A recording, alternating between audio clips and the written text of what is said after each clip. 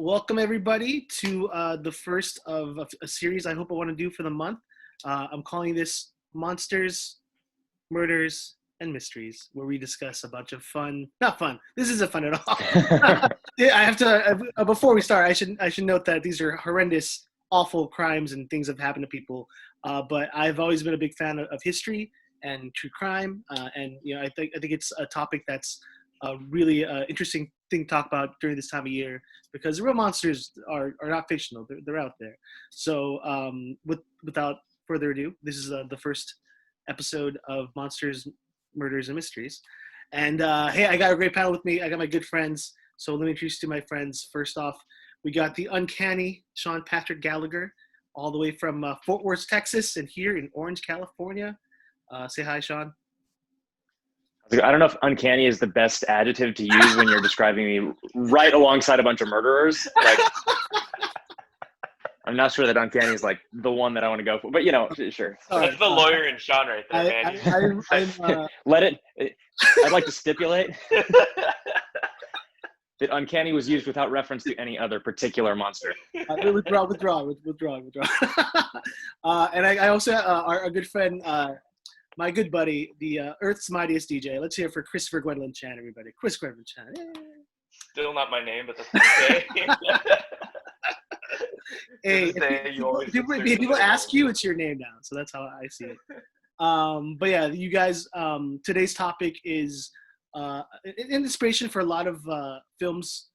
Not a lot, but maybe 3 films, iconic villains and monsters. He inspired Norman Bates from Psycho. Texas Chainsaw Massacre, is a lot of elements of this crime are taken from Ed Geins.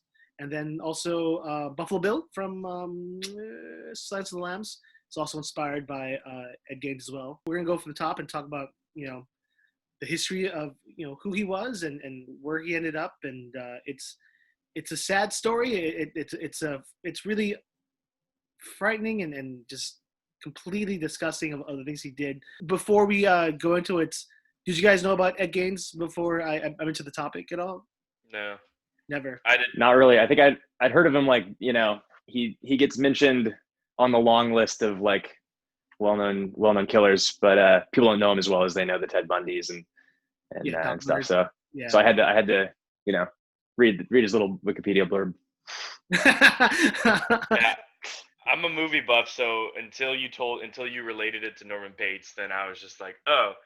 And then I was like, okay, I get probably in my mind like what kind of serial killer he's probably going to be when you reference to the movies, and knowing that he inspired those movies kind of made me, because that's like where I draw from a lot of pop culture stuff. So beyond other like murderers and mass murderers, his kill count isn't that high confirmed, so he was more of we're going to dig into more of that, but let's start from the beginning. Edward Theodore Gein was born August 27th, 1906 in La Crosse, Wisconsin. He's the second son of LaCroix. LaCroix. I'm sorry. You haven't been drinking enough seltzer water the last couple of years. Is it LaCroix? It's LaCroix, huh? Okay, it's not LaCroix. It's so it Wisconsin. Well, it's Saint. I know it's Saint Croix, Wisconsin. Okay. So if there's a Saint Croix and there's a LaCroix, Okay. it's probably Croix and not LaCroix or something else. Thank you for that correction. But so they didn't invent lacrosse. They play lacrosse there, absolutely. Lacrosse is totally part of you go to La Crux to drink LaCroix and play lacrosse. That's how it works. Got it. Okay. now I know that. Okay. It's facts. It's just some facts for you. Yeah. The place already sounds evil. So there we go. So it is evil. As a Minnesotan, I do think it's an evil place. Shots fired. I hope no one hears that. Cool. So it is LaCroix. Lacrosse. I already got it wrong. LaCroix. Just say it however you want to say it, man. LaCroix. Okay. Well, yeah, he was born in LaCroix, Wisconsin. His mother, Agassa Wilhelmine Gein, was a quite powerful woman. She's not in status, but just in personality. She was a crazy, evangelistic, just overbearing. Everybody was a whore or a heathen if they weren't her, and that's the household that was the influence amongst Ed, his older brother Henry. His father George is an alcoholic, handyman, was a carpenter, a tanner, which I learned a tanner is someone who makes leather, which I didn't know, but now I know. I feel like Ed Geins just from birth was just given a bad hand, his mother raised him to believe that any woman was just a whore or sleaze, and just they would influence him and make him evil. Like, she reminds me of the mom from Waterboy, but like to an extreme. You know what I mean? Yeah. Oh, yeah. Ricky Bobby, that woman is the devil. Like, just like, but like times 10. Was Waterboy inspired by Ed Gein? is that another parallel movie? Maybe I didn't know. Part that. of it, yeah. Yeah, the speech impediment. That could what is it? Captain Insano? What's his name? Yeah, Kevin Sato. Captain Insano shows no mercy. But it's a comedic take on the thriller classic. Exactly. Maybe so technically it's a spoof of Psycho. If you really. That's exactly what it is. Yeah. It's a Psycho spoof. Football. Sports. I'm imagining the pitch meeting at the studio. The pitch meeting at the studio. Adam Sandler comes in. He's like, guys, I got the best idea. Psycho, right? This is not another Billy Madison movie. So what if we took Psycho and me? What do you get? A football comedy. Yeah, exactly. That's what I was thinking. Logic. Going back to Ed. Him and his brother were raised to believe to not trust any women, and even not even strangers. When they went to school, they kept themselves. Wait, he had a brother? Oh, wait, yeah. But Henry was a little more, I guess, intelligent, a little more normal. You know, when like if you met two brothers, one's weird but one's kind of cool. Like he was the cool brother. He's like one brother would sniff paint and the other one would just have a beer. So it's like, yeah. As the weird sibling, I relate to that. Start sniffing. Don't worry about Sean. He's just he's like us, but he's not really like us. That's kind of my upbringing. But going back to Ed's family situation, in school, kids would say that Edward would just laugh to himself as if he was telling himself his own joke. He had his own humor, but he never really made efforts to talk to people. It wasn't until he was older that like he really connected to kids, because he had a very simple mind, or he definitely had mental issues, whatever they were. It's hard to diagnose, as I'm not professional.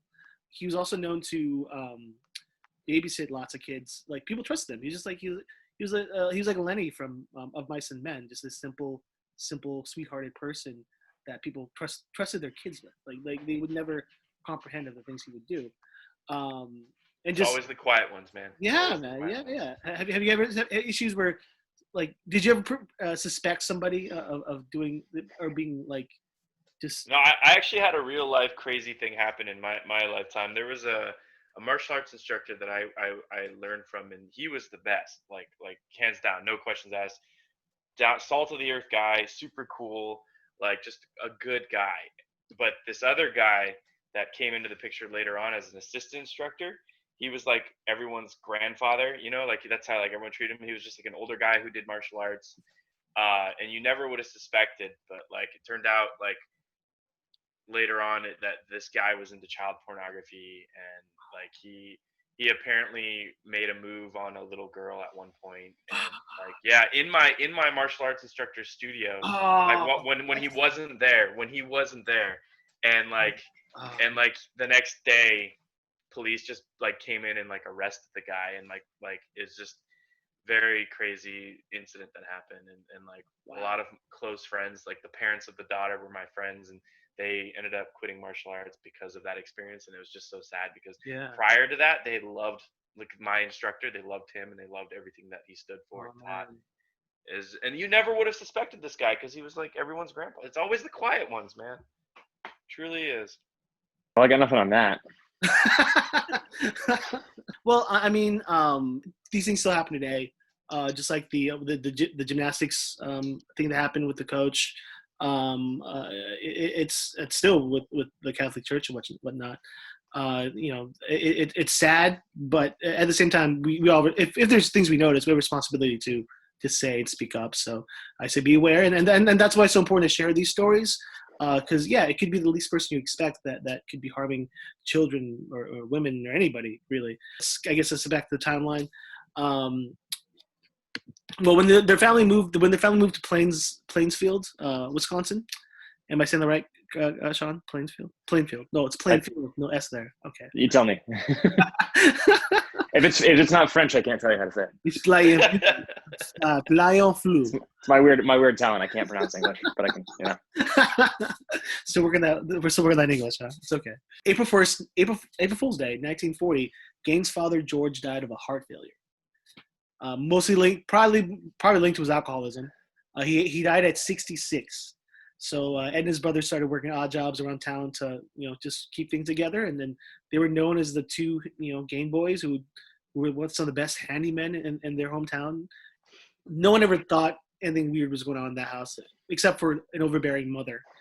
There was an incident where Henry, his brother, Ed Gein's brother, and Ed were out near the house property trying to burn some extra marsh on their property, and it got out of control. There's a big fire. Apparently, Henry got lost somewhere in that fire that Ed and him were trying to, stop. And Ed ran for help, and when he got back, his brother was dead. His brother was flat-faced on the ground. There was reports that they saw like some damage to his head, but it was never confirmed, or they fell, or if there's a theory that Ed killed his brother, because at that time Henry was arguing with Ed because he's worried about Ed. Like, Ed, you're way too close to mom. You have this weird relationship with mom, because at that time Ed idolized his mother.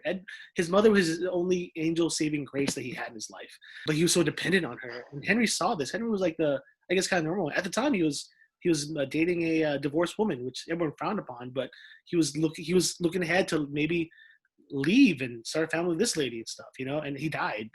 Possibly they had an altercation, who knows, but this is the first kind of eerie foreshadowing of things to come. I don't know if that's the first. I mean, if I don't know. It's just the conspiracy theorist in part of my brain.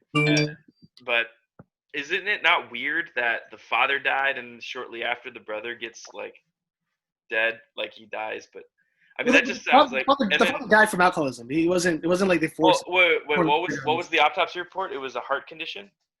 It was a heart failure. Heart failure. Yeah. You don't think Mr. Bates here is just, or not Bates, but Geins.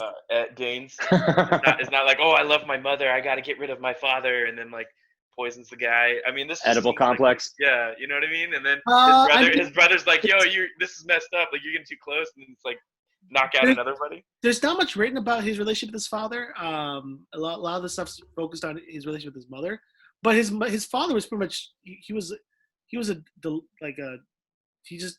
there. He was just always drinking. He wasn't he was the worst worker. It wasn't like he was busy going on working jobs. He was out drinking, spending what he earned, and he was barely at home, and he came home and his wife would yell at him, and it was a weird house, dude. So Augusta, she was quoted to saying that she did not like sex. Sex was something that she only was for procreation. And she just thought it was the most sinfulest thing. But she would, how these two met and decided to do all this together, it just boggles my mind. Period. Because or he's been drunk this entire time and he hasn't noticed. It's the longest one night stand he's had. Who knows? But it boggles up because she was an overbearing. She would wake up. You're sitting. You wake up. You're evil. Oh, you're with Howard. Every day of the week. Well, was this guy cheating on her? Who knows? He was just drunk all the time. She was overreacting a little bit. Yeah. I mean, both of them are just don't make sense at all. What was that? Brother's dead. Henry died. So then it left Ed with his mother, which really strengthened their bond much more. And becoming much more recluse and kind of staying in their area and stuff. But he still worked as a handyman, still worked and went out to public and watched people's kids and stuff. And then his mother passed away. He was lost. He didn't know what to do with his life, but he had to move on without his mother, with his brother and father, and he's most likely mentally disturbed. This is where I guess that isolation, that I guess pure like lack of life skills accumulated into the things that would start happening. So maybe we should talk about the first incident where someone goes missing. And I mean, we'll talk about the finds later, but Mary Hogan, a bar owner in town, was mysteriously missing. After one night, people showed up and they found blood, money gone, and she was gone. But there was no leads, no evidence, so they just kind of became missing persons. Big crime that Ed got caught in November 16th, 1957, a Plainfield hardware store owner, Bernice Warden, disappeared. Her son came in, same thing, found blood, cash register open, but the last receipt they found was from Ed Geins. I guess later that night they go to investigate the Geins house. Whether or not they got a warrant, I don't know, but they went out there, and what they find is probably the peak of why this is such an intriguing story. Just the sheriffs walk into the barn. It's dark, just filth everywhere, cans, sticky. With one turn, one of the officers. What kind of cans were they? Beans. No, they were. Ed Gein ate nothing but canned beans. That's all he knew how to eat. Super creepy. He's a very simple guy. Picking up the beans. He just ate beans. That's all he ate, beans. But how he ate them? Well, one of the officers feels a nudge, turns around. It's a filleted human body, like strung up like a deer, just filleted down the line, and it turns out to be Bernice, the hardware store owner that was just went missing. They search the house. They find just these strange oddities of taxidermy and clothing that are made of human skin, lampshades made of human skin, a bowl, an eating bowl made out of human skull. So probably beans in that. If you want to hold your stomach, let's hear. Let's see. Human bone fragments everywhere. Waste baskets full of human skin. Human skin covered chair seats, upholstered chairs made of human skin. Bedposts with skulls. One of the big things they found was Ed Gein made a human skin suit of women's bodies from either they're probably from grave digging, because what happened was he was grave digging and finding all these corpses and taking it home and just doing whatever he wanted with these bodies. But he denies doing anything sexual. And there's a lot of people think, like, was he a necrophiliac? There's no confirmation that he abused these bodies. He saw them as, he was just fascinated by the female anatomy. But he made a full body suit of female skin that he would wear, and in the moonlight he would like scream at the moon and wear this. It's really dark stuff. And I guess this fascination with like macabre and things like that, part of it's rooted from his love of these spooky pulp comic books from the turn of the century. That's brought up a lot when they mention maybe why he was, but a lot of it is, you know, he was definitely mentally disturbed. After finding all those bodies, like, oh shit, we gotta find Ed Geins. Ed Geins was actually having dinner at a neighbor's house that day, and when the cops came to find Ed, he just calmly looked at them and just said, all right, oh well, and went to the police office and they asked him questions. He refused to talk about anything until they actually found the head of Mary Hogan, his first victim. He couldn't recall killing her, but he admitted to doing it because, like, well, if it's there, I did it. So there's questions if he blacks out or if he has schizophrenia. I don't know. But when they found Mary's head, he would only agree to talk if they offered him. All he wanted was a slice of apple pie and cheddar cheese on top. After he was given that, he Wait. I know he's into some weird stuff, but pie with cheese on top.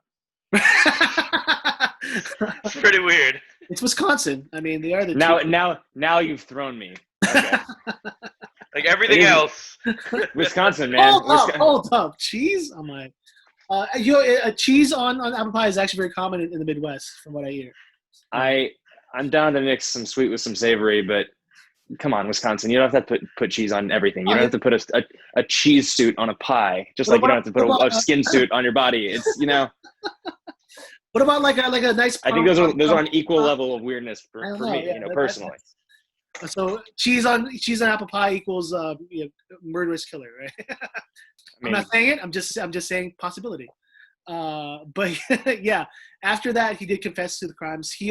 Those are the only two confirmed people he killed, but he admitted to going to graves and robbing them and having a fascination with women. He had necklaces of women's nipples and belts of like vaginas and like a lot of horrendous things. When he was prosecuted, and they clearly he was insane, so they actually put him in a mental institution, and for the rest of his life he was the best patient. In fact, he was grateful to be in a mental institution because he knew it. Like, everyone knew it. He needed to be there, and he was a model patient, and he lived a long life, and that's the ending of that story. He died in prison, but he died at peace, which was kind of odd for the hardest thing that he did. But there are only 2 confirmed kills. I don't know the amount of numbers of missing people between the time frame. Possibility he could have killed more people. Who knows? Forensic is much different now than it is then. But Mary Hogan and Bernice Warden are the 2 confirmed victims of Ed Geins. But the amount of things that he did to those loved ones' bodies that he found in the grave, that's a whole other story. Because I believe back then, when there were things that would happen to your kin, it was your responsibility to claim. And imagine the 1950s calling up, hey, so we have this issue where we believe this is your grandmother's arm. Would you mind coming to imagine like your grandmother died. Like, how would you even identify that? Oh yeah, I have this photograph of my grandmother's arm. Yeah. Oh yeah, totally that's definitely her arm. I know her arm. Less the skin. Yeah.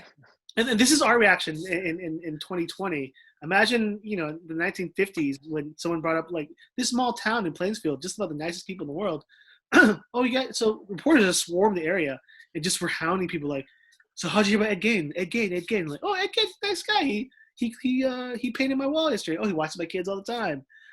He killed 2 people. It's like he killed 2 women, and his house is full of body parts, and he used human skulls for bowls, and like just they have interviews of people where the look of shock and awe on their face, and like, wait, what? Like these, it's like you comprehend when you're living in the 1950s. Like it's apple pie with cheese, and Dick Van Dyke, 60, 50, that's about the era.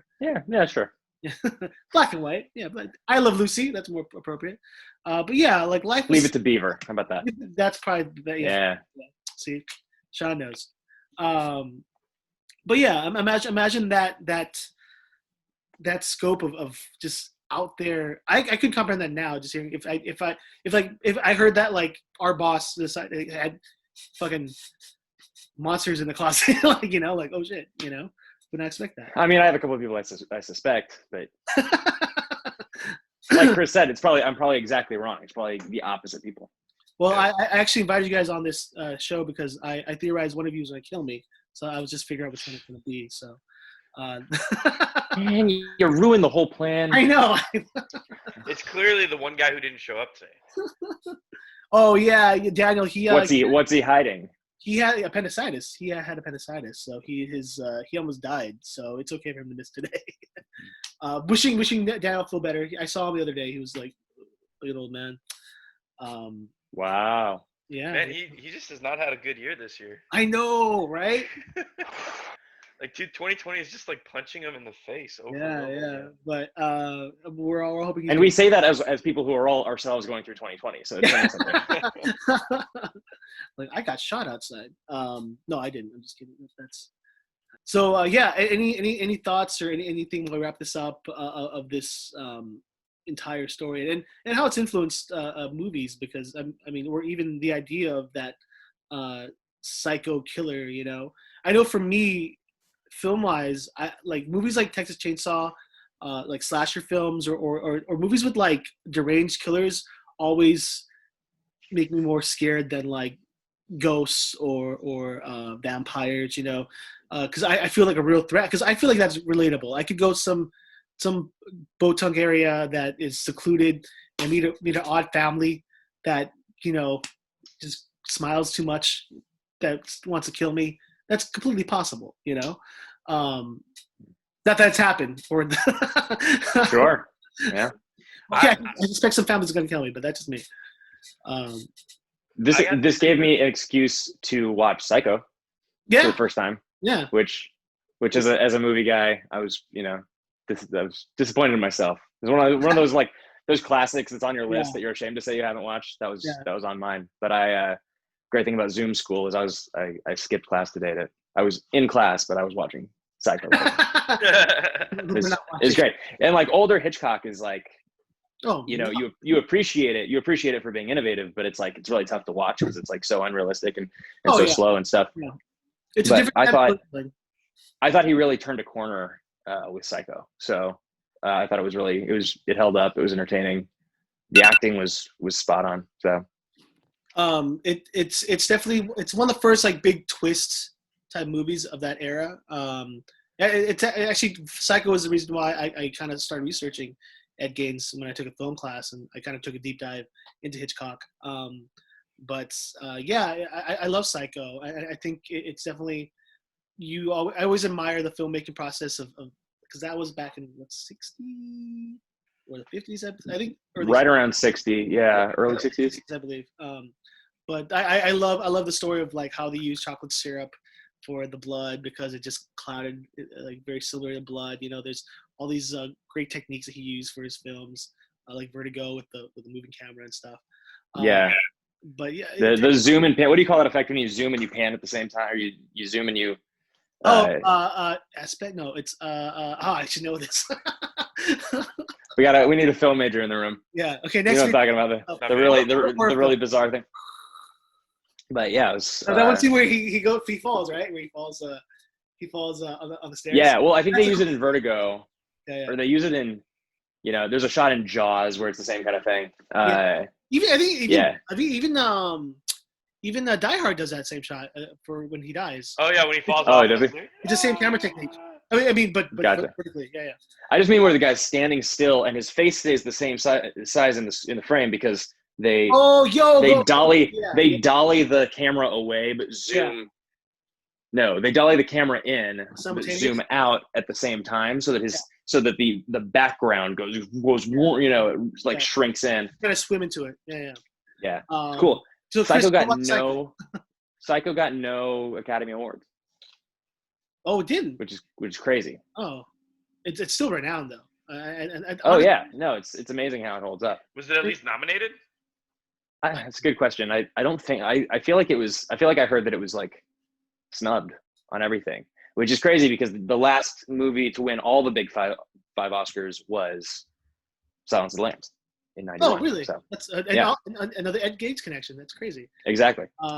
People just love, and that's also why these stories, I guess, live on in the Americas. I want to say American psyche, or just the psyche of horror in general. That these sick, evil things were birthed from human nature. I think that's the important thing to take away from this.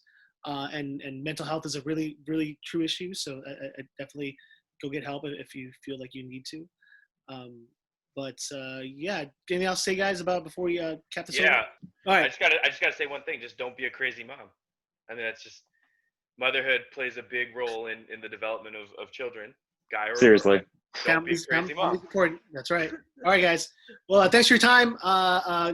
Follow Sean Gallagher at SBG. I'll put the stuff on. You know what they're at. Yeah. Instagrams will be there. And we'll see you guys in the next one. If you have any ideas, let me know. Thanks for watching. Bye, guys. Bye. Peace.